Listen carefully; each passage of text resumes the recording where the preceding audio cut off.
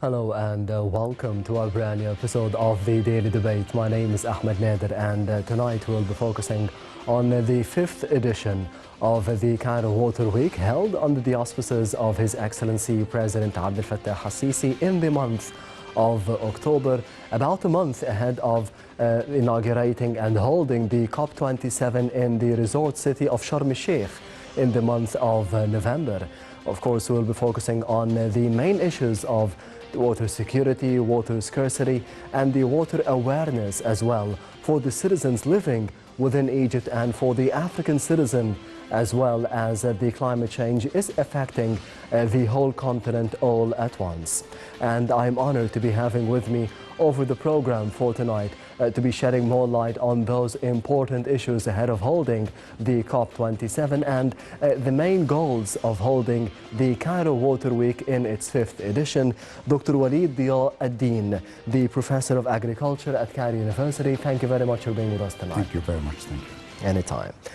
First of all, we'll be starting with the main speech of His Excellency President Abdel Fattah al-Sisi as a top story for today for the Daily Debate, and the other top story would be coming from news of the Foreign Minister Sameh Shoukry and his participation at the Cairo Water Week as the President-designate of the COP27 in the month of November. We'll be starting with the main top story for tonight for the Daily Debate, as President Abdel Fattah al-Sisi on Sunday said that the global climate change's worsened conditions and the areas suffering from the water scarcity.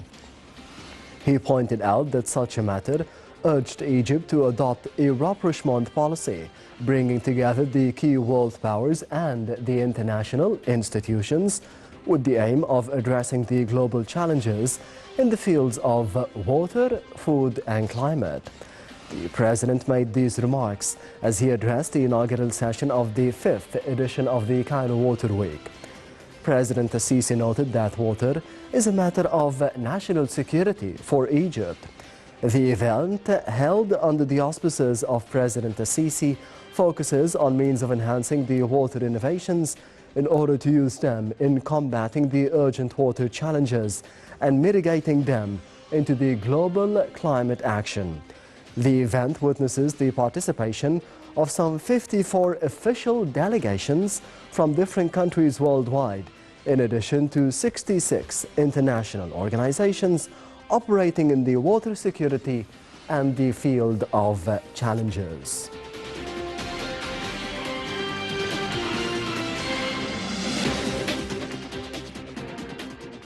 From the speech of His Excellency President Abdel Fattah al-Sisi to the remarks of Foreign Minister Sameh Shoukry. In remarks at the Cairo Water Week, Foreign Minister Sameh Shoukry said that the world is currently facing mounting challenges due to the overpopulation and the climate change.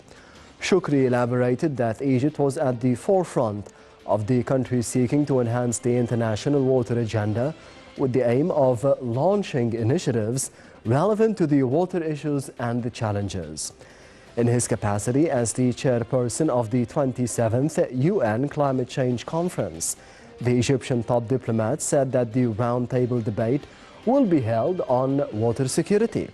He called on all the participants to take part in the upcoming conference with the aim of coordinating the efforts on the water challenges, warning of any unilateral actions regarding the water security.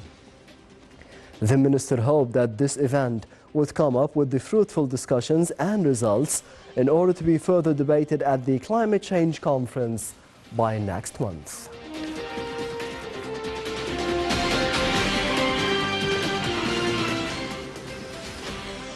Welcome back. Dr. Waleed, starting with the speech of His Excellency President Abdel Fattah al-Sisi at this important event, the Cairo Water Week in the 5th edition. How do you see the importance of having such an event under the auspices of His Excellency President al-Sisi? To me, that's a great thing, because if the President is zooming on such an issue, that means the whole country, Egypt, and internationally it will be in focus, more in focus than how it was before. So I think that's great. That's great, and I felt honored actually to hear His Excellency's speech today, and that's great.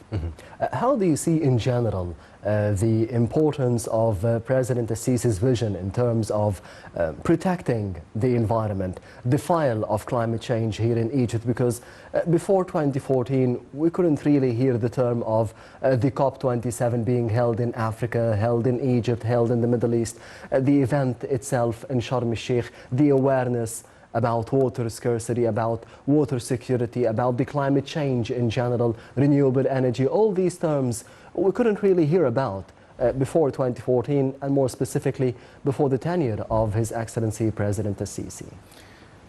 Well, those issues have started somehow before that, but it didn't come to us until recently, as you mentioned. And it's great that the country, Egypt, is zooming on such hot issues, because if we remained as we were, not being aware about what's going on, that's a decline. So now I think that's good to raise the awareness, and this kind of adoption from His Excellency and from the government, that is very good. President Sisi also mentioned at the beginning of the speech that the conditions are worsening. How do you think we should be dealing with that globally? Yeah, that's a good question. To start, before talking about the water problem, which is our main issue today, but we have to go a little bit to the slogan of that Water Week. Water at the heart of climate change. So, to brief things, we have to give a little note about the climate change. What happened is, in the last decades, the human practices have led to increasing the emission of some gases like carbon dioxide, like methane, like nitroses, many gases. These are harmful. And this has led to the increase of the temperature of the planet. That increase of the temperature has resulted in an impact on different things. Number one, the seasonal time, or the seasonal production of agriculture. The agricultural seasons are changing, and this is related directly to the water, because if we go to higher temperature, that affects the growing and affects the need, the water need, the plant water need, or the agricultural water needs. So it's raising. This is the main umbrella. And then to go to the water, we should take into consideration that water is the most precious resource, and it is the most limited resource also. And that is why we have to be careful about it. That resource is highly affected, both qualitatively and quantitatively, by the climate change. Qualitatively, talking about the higher temperature has led to the melting of ice at the poles, and that raised the level of the sea, or the sea levels. This affects the underground water by increasing the salinity of such water, so the quality of water is getting worse. And then if we go to the quality, to the quantity of water, high temperature means higher evaporation rates, means a lot of decrease or shorting in the water resource. And that's why we have to be careful, very careful with such a resource, because all the hydrological cycle is changing by that climate change, and that's why we need to take care of the crop water requirements, and many practices have to be changed. Water, food and climate, they are all related according to the statements of His Excellency President Sisi. How can we be protecting this cycle in Egypt at least? Well, we are facing drought, we are facing salination, we are facing floods maybe, who knows? Those are in general called hydrological or hydroclimatic disasters. We have to prepare ourselves by early detection. We have to be ready to know if this is coming or not, and also the proper management of such crisis if happens. On the other hand, we have to go to put new practices and legislations about how to use our water, how it's being used. Meaning we have to adopt modern techniques of irrigation, what's so-called smart irrigation, something like what happened recently about the canals, to cover the canals, and this is something very good. Yes. Because this reduces the amount of seepage of water into the ground, and others. So this is concerning the quantity of water. On the other hand, we also, in the same direction, we have to go further into desalination using the green power or safe sources of energy. And we can also think about recycling, how to improve our recycled water to have more and more water that we are needing, especially with the increase in the population.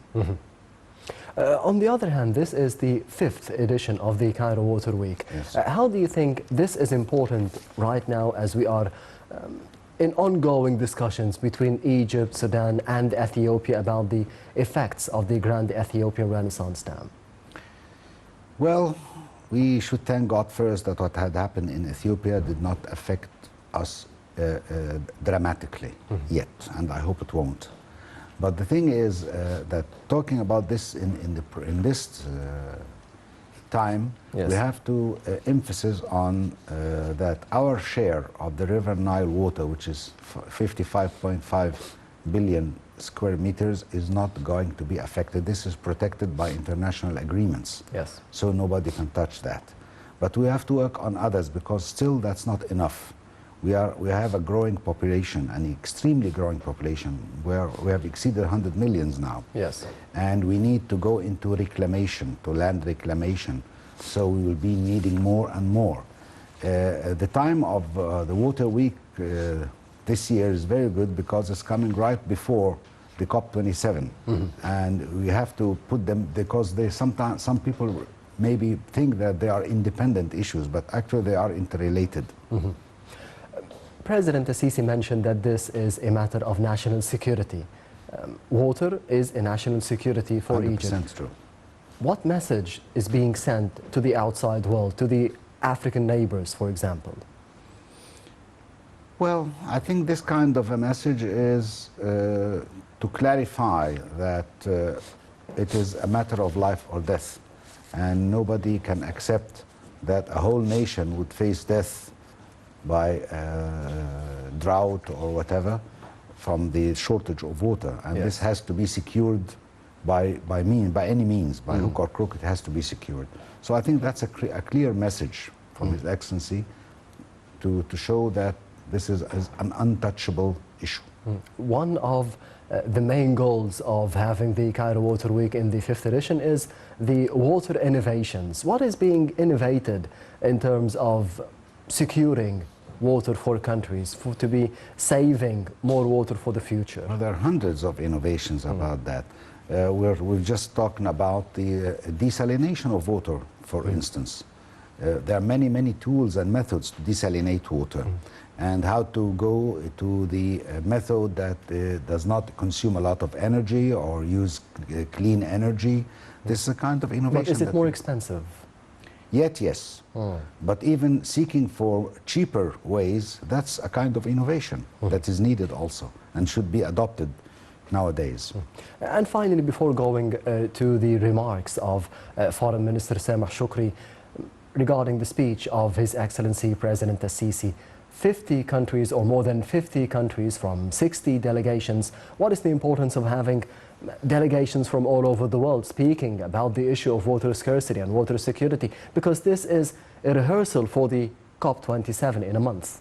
Yes, that issue is not an Egyptian or a native issue. It is a global issue. So it needs all the efforts and the cooperation between all the world countries, by experts. They should be there, by officials. They should be there, by scientists, they should be there. I mean, the whole world has to cooperate to try and work on solving that problem, either by adaptation or by mitigation, or both. One of the first remarks of Foreign Minister Sameh Shoukry is that we are facing the negative impacts and the effects of climate change, but we are also being faced by the challenge of overpopulation, as you mentioned, Doctor. Yes. More than 100 million citizens living within Egypt, of course not counting the expatriates as well living outside of Egypt. The problem of overpopulation, how can we be dealing with it in the near future? Because we need awareness for the water scarcity, for the water security, but we need awareness as well for the overpopulation and the resources. That's the solution, to raise awareness. People have to understand that we have limited sources. We are looking for a better future for our children and grandchildren. How to do this? How could you put yourself in a system that makes yourself safe and also your offspring? Do you think that there's a change within the past couple of years, within the past more specifically 8 years, a change of culture, a change of mindset, that we don't need to be having more children every year, that we need to be giving care to what we have nowadays and sustainable development for the future, to be giving care to what we could be having for our children in the future, to be giving them in the future? Insufficient. It is developing. That's the normal or natural. No, not enough. Insufficient. It has to be more and more. Lots of efforts have to be made on this area, because to change the mindset of a population or of a nation, that's not something easy, and it doesn't go by switch on, switch off. No, no, it needs a lot of effort. All the institutions have to work on that, especially the religious institutions and the educational institutions too. How much time do you think we need to be getting to every citizen, every Egyptian, to be getting to know the problem? We have a problem for the future. We have a problem, a potential problem for your children. How do you think we could be getting to those people? By raising awareness through those institutions that I have mentioned. But the time needed, it's hard to tell. It's not me to tell. The initiatives that we hear about every year, from the COP27, from the Paris Climate Agreement, from the Cairo... Those are helping. Those are helping. Those are helping, yes. But are they enough? No, no. We still need more efforts. More efforts to go. Do we need more efforts or more money? Both. Well, if you want to make effort, you need some money to do this, but more efforts actually. You have to go to the basis. You have to go to the population itself, to the average Egyptians. Not just, what's being done now is good, but I'm telling you that we need more efforts. We have to go to the basis, to the average Egyptians, to our population in the villages, to the workers, not just the people who are following Nile TV. Do you think that the government, the cabinet, the prime minister, the ministers are taking responsibility? They are showing what we need as a country, as a nation. We are showing the people what we need, but on the other hand, there is no, as I mentioned, awareness, full awareness from the citizen. My question clearly, is the problem with the government or the people? No, it's not. I'm not going to say it's the government. I'm talking about institutions. I'm talking about, as I mentioned, the religious institutions, the Azhar, the church, the educational institutes like schools and high schools and universities. This is the way to reach the average Egyptians. The government is doing something good. We need more legislations for that. The cabinet have to work on this more, to put more incentives on this. They have to think about something like this, how to reach the average Egyptian. On the other hand, finally, what we could be going out with from the Cairo Water Week, the initiatives, the decisions, the goals, the resolution, whatever we can call them. Do you think we could be taking those goals and those resolutions next month to the COP27? We could be saying that we reached something in the month of October. Can we be discussing that globally over the COP27? Yes. Let me say something. The Water Week now, it's what is being presented in the Water Week is already have been done during the past year. Yes. So it's not just being done now. And those results, I think many of those results and recommendations are going to be presented in the COP27 for sure. I heard that there will be one day for water in the COP27. I hope that's true. I'm not sure, but I hope that's true. A whole day dedicated, yes, to dedicated for water water issues. We will be focusing on the Cairo Water Week as well after this report, and the report is focusing and concentrating and stating that we need more awareness for the people within Egypt and for the people outside of Egypt as well globally to be speaking about water security, water scarcity, water awareness for the future. We'll be having more details in the upcoming report.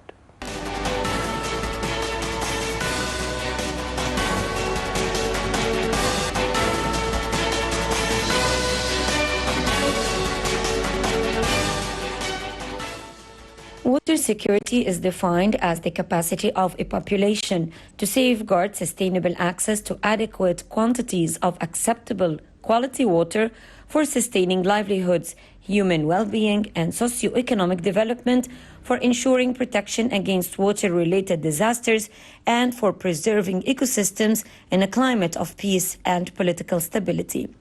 This definition implies that water is managed sustainably throughout the water cycle and is done so through an interdisciplinary focus so that it contributes to socio-economic development and reinforces societal resilience to environmental impacts and waterborne diseases without compromising the present and future health of populations and ecosystems.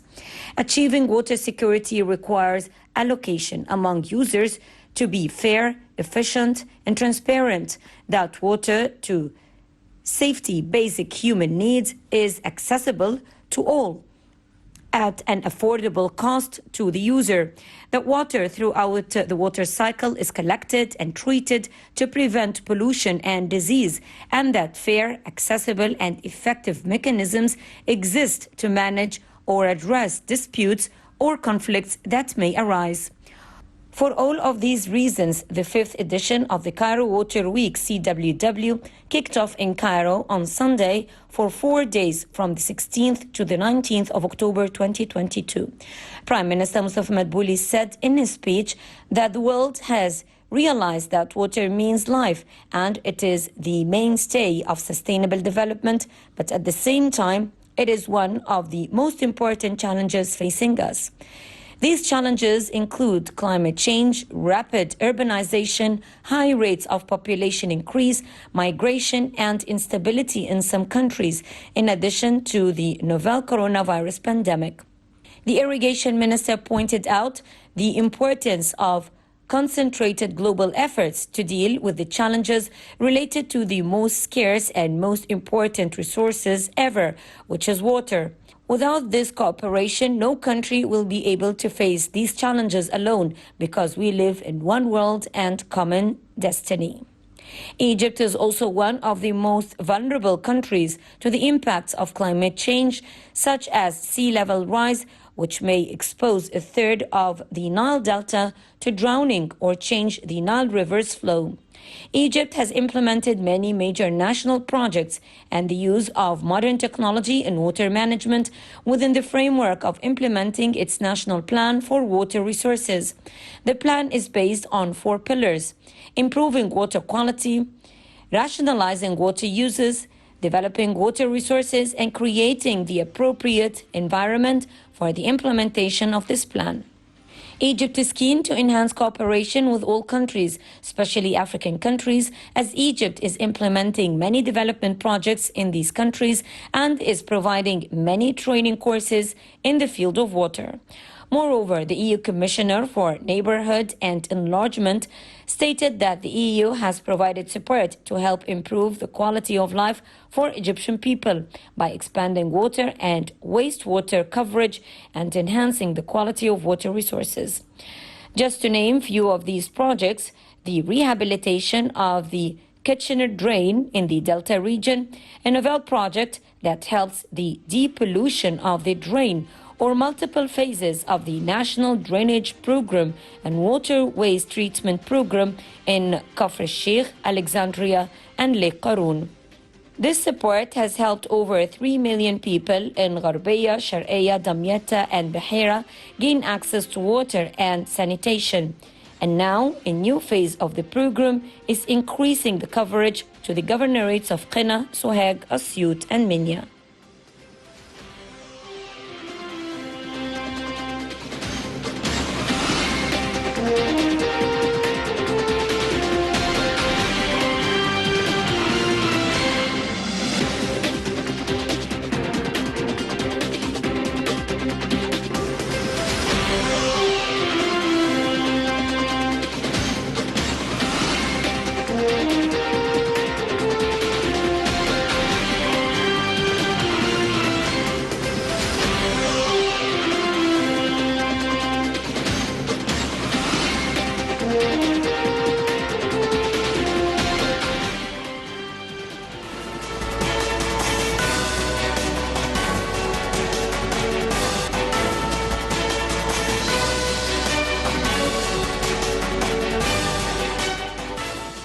Welcome back. You're still watching the Daily Debate, and I'm honored to be having with me in the studio for tonight Dr. Waleed Deen, the Professor of Agriculture at Cairo University. Dr. Waleed, thank you very much once again for being with us. The report mentioned the Irrigation Ministry, the efforts of the Irrigation Ministry within the global challenges that we have been facing in the past couple of years. How would you assess the efforts of the Irrigation Ministry? Because you mentioned lining the canals, for example, the efforts that we have seen in the past 6 to 8 years. Well, I think they are doing a very good job in the previous years. Talking about lining the canals, that's something very good. Talking about the drainage systems that are being renovated. Actually, they've been there for a long time, but they have to be renovated. How to make use of the drain water by recycling, by treatment, water treatment, to make them able to be used for agriculture, for irrigation. These kind of things that are being done very well. Also, legalizing the underground water use. Yes. Measuring the amount that should be used out of those wells. It was actually haphazard. Now they are zooming on this and concentrating, and that's very good. On the other hand, we have seen under the tenure of President Assisi many major projects, national projects in different fields, in the field of agriculture, the new Delta, for example, building new cities, a new capital. How do you think this is affecting the climate change, whether positively or negatively? Because the new cities, for example, they have new technologies. Well, it's very positive because expansion of the green coverage, that helps a lot to overcome the problem of climate changes. So we need to have more and more expansion in the agriculture, and we have to have more land, reclaimed land. But the limitation is the water limitation. That is the problem. But I'm very happy with the 1.5 million faddans, the future project. I'm very happy with these because I think this is the real future. But we also should zoom on legislation of how to stop the cuts that are happening in the agricultural, the old land in the Nile Valley and Delta. They are being shrinked, and that shrinking is very bad because all the construction is expanding, and we are losing a lot of land. Those lands are very valuable, very valuable. We cannot just overcome the problem within a couple of years. Those have been built on millions, over millions of years. So we have to be more restricted about the expansion of construction on agricultural areas. Doctor, you mentioned the 1.5 million faddans, the national project. As a professor of agriculture, we always speak about water security during the episode, but what about food security? How has this changed for Egypt in the past 6 to 8 years? It's changing to the better, but let me tell you something, and we have to make it clear. Such issues cannot be overcome within that short period of time. It needs a lot of time, because if you are reclaiming land, it's not that easy, and it's not doable in that small period of time. It should be a continued program, a continuous program that should go for years and years. It's our future. It's the future of Egypt. Sustainability. Yes, yes. On the other hand, Africa has been affected by the negative impacts of climate change, because Egypt would be the voice of Africa for the COP27 for the whole world. How do you think Africa could be healed from the negative effects of the climate change and the decisions that could be made and should be made by the Western, more industrialized powers like China, the US, all those big economies that had affected negatively the climate change? How can they be helping Africa now? Well, they have to pay their bills, because what's happening around here comes from those countries, the developed countries. So they have to go into projects to finance such projects that stress on how to overcome those problems, how to go into, as I said, desalination, recycling, this kind of thing, raising awareness. Those programs have to be adopted by the United Nations, by the FAO, by the European community. Those are the people who have to at least help by finance. They should be paying their bills, as you mentioned, Doctor. Yes, sir. Do you think there is a political will from those big economies, from those big countries, to be paying their bills? Because we've heard a number of promises all over the years and nothing has happened positively. My answer is I hope so. On the other hand, Egypt is, as I mentioned, the voice of Africa. The collaboration, the coordination between Egypt and the African countries in this field, in water security, water scarcity all over the continent, not just in Egypt. Yes. Do you think this file is progressing well? Yes, I think so. That's very important, because this kind of cooperation and collaboration between Egypt and other countries of the African continent is of extreme importance. And I think this file is being held very well. Speaking of Foreign Minister Sameh Shoukry, the chairperson or the designated president of the COP27, how do you think the visits that he has made in the past years have made the relations between Egypt and Africa better and stronger, and even we could be speaking in one voice for the future or in front of the whole globe? Yes, away from the problem of Ethiopia and dams, but about the other countries, yes.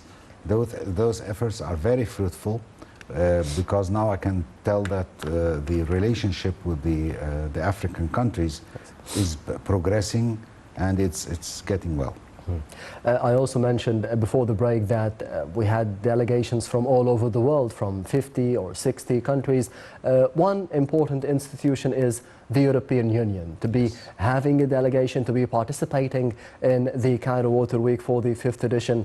How do you see the relations, the bilateral relations in general, between Egypt and the European Union, more specifically in water scarcity? Because we did see this season problems in this field for England, for example, for Germany, for example, even Europe is facing the same destiny. We are all facing the same thing, and we are also, all of us are in the basin of the Mediterranean. So they have the same problems, and we have to collaborate with them, and they have to help us. They have better technology for sensing, for following up, for determination of the disaster, early detection. This is the kind of thing, that's the kind of help we need.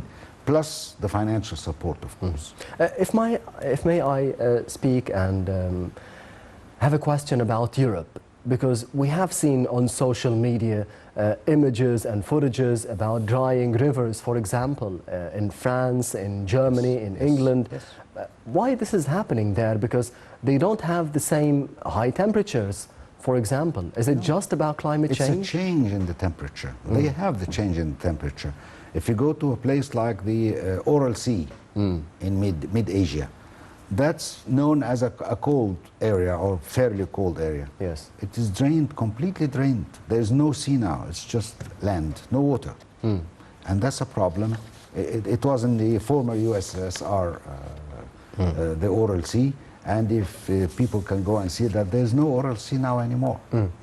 Even for the former Soviet Union? Yes. There's no sea. Which was covered in ice. Gone. Yeah. So because it's raising, the thing is the nature there is changing, as the nature here, as the nature all around the world.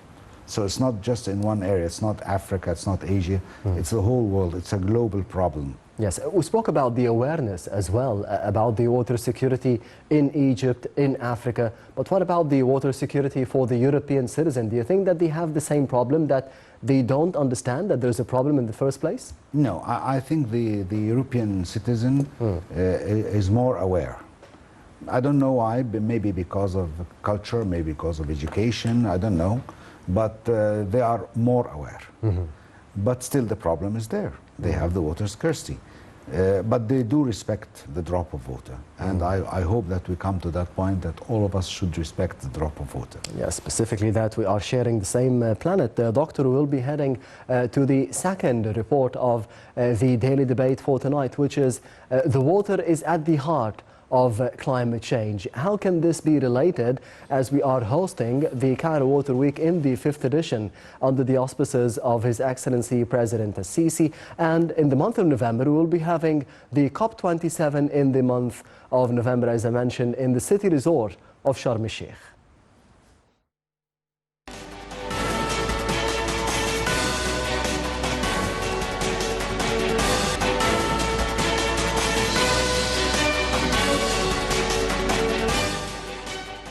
Pressing challenges of the 21st century. Among the biggest climate change concerns is the increase in water-related hazards such as floods, droughts, landslides, waves, and surges.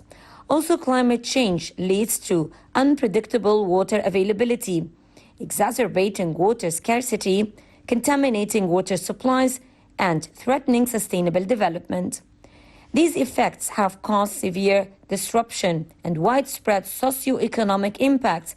Such impacts can also considerably affect the quality and quantity of water. From this perspective, the Cairo Water Week 2022, which is currently taking place from the 16th to the 19th of October, with the main theme, Water at the Heart of the Climate Action, where water actors and stockholders around the world would have the opportunity to present and discuss key issues, policies, strategies, plans, and measures related to climate water challenges. The Ministry of Water Resources and Irrigation organizes the CWW in collaboration with national, regional, and international partners under the auspices of President Abdel Fattah al-Sisi. Meanwhile, Minister of Water Resources and Irrigation, Hani Swelam, attended the proceedings of the World Water Week last August in Sweden, which addresses the global water issues and their relation to achieving sustainable development. Swelam said that his participation in this important event comes upon invitation from the Swedish side and its keenness on contacting with the various world countries as regards the water issues and means of addressing challenges facing the water sector. Swelam met Ricardo Mina, the director of the United Nations Office for Disaster Risk Reduction, UNDRR, where they discussed the arrangements regarding the COP27 climate summit. The Minister of Irrigation praised the fruitful cooperation with the UNDRR, which is participating in the organization of the Water Pavilion at the Climate Summit, calling on the representatives of the organization to participate in the 5th Cairo Water Week to present the organization's efforts in the field of early warning systems related to severe weather events. Climate change and water management must be integrated in national and regional climate and water policies. The increasing water stress and the increasing gap between available water resources and growing water demand will make it more challenging to allocate water among competing uses in the future, including climate change mitigation and adaptation activities. Improved hydrological data, better institutions and governance, enhanced education and capacity development, risk assessment, and information sharing all require increased investment. Also, there is a need for policies that ensure proper representation, participation, behavior change, and accountability for all stakeholders, including the private sector and the civil society.